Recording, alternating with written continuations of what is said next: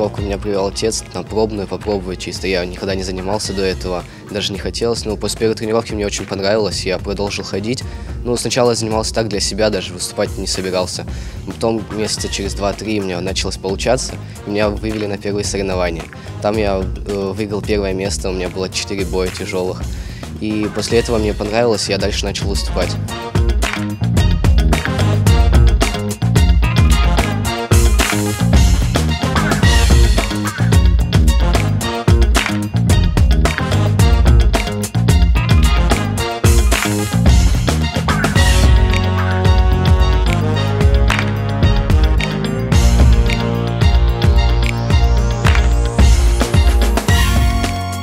Ну, бросать спортом я не буду в любом случае. Я хочу достичь больших высот, выступать в хороших организациях, связать с этим свою жизнь. Тренера меня очень стимулируют, отец особенно постоянно меня подталкивает. Тренера постоянно подсказывают, говорят свои нюансы, говорят идти вперед и не останавливаться никогда.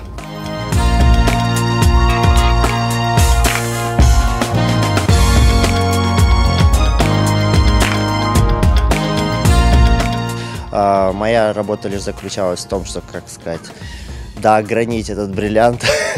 Он очень дисциплинированный, проявляет характер недюжинный, не склонный к своему возрасту.